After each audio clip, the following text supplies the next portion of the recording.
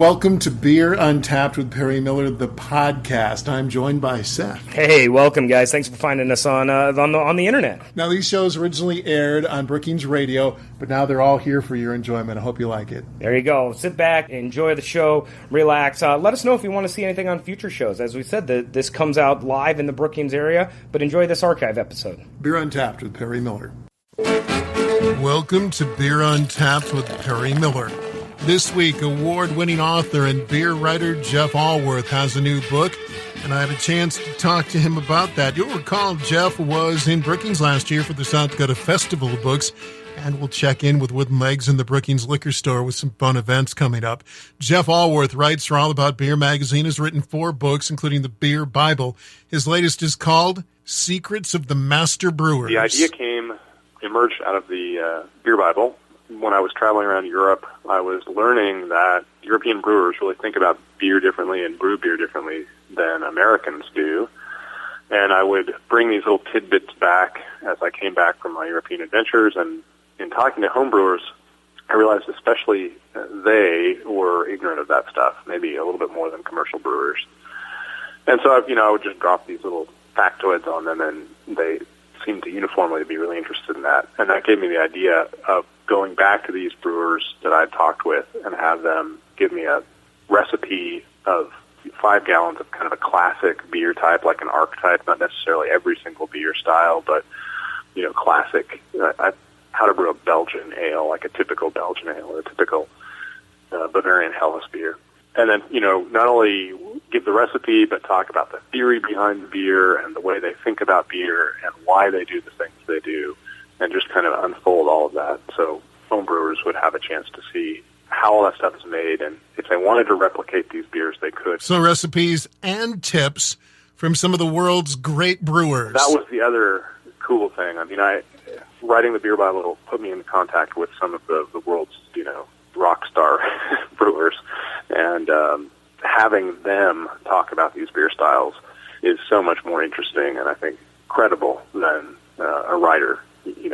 Having them actually describe their beers is really cool. Even if you're not a brewer and just into beer, sounds like it would be a great read. But if you are a home brewer, now you can try some recipes from some of the world's great brewers. And putting the book together, I actually started brewing them myself, too. I talked to the brewers when I was in Europe, but I hadn't done some of these techniques, and that was fun. It was also fun to try to adapt them to the homebrew scale. We all have different homebrew equipment and different approaches, and I think part of the fun of homebrewing is figuring out how to do stuff. So that was part of my fun in putting the book together, is figuring out how to, take decoction mashing or kettle souring or something like that. And how do I do this? I know how you guys do it, but that doesn't really work for me. So that was fun. More with Jeff Alworth when Beer Untapped continues in a moment. Ça sent la bière de Londres à Berlin. Ça sent la bière, Dieu qu'on est bien. Welcome back to Beer Untapped with Perry Miller as we talk to noted beer writer Jeff Alworth about his latest book, Secrets of the Master Brewers. As he was researching this book, who did Jeff find to be the most interesting of these great brewers? There's brewers who I find personally fascinating, and then there's their processes. I would say the most interesting brewery that I encountered, I think, was DuPont, which makes saisons in Belgium. And touring that brewery and talking to Olivier Dedecker there was, one of the great moments of my travels. And seeing that beer being made was just really cool. It's very, very close to traditional farmhouse beers that would have been made 100 years or more ago. And Saison DuPont, considered one of the world's great beers. As for the brewers themselves, Jeff says there are some very interesting characters out there. There might even have been a few characters that I didn't include in the book, or just more entertaining than they were necessarily amazing master brewers. But DuPont was definitely very cool, though there were many examples. When you walk into a brewery, it's always a distinct little environment. It's always different. Every brewery is different. Even in America, a little craft brewery, from one to the next, you'll see that they do things differently. And they're sort of like chefs that way. There's always ways to tweak things the way you want to do it.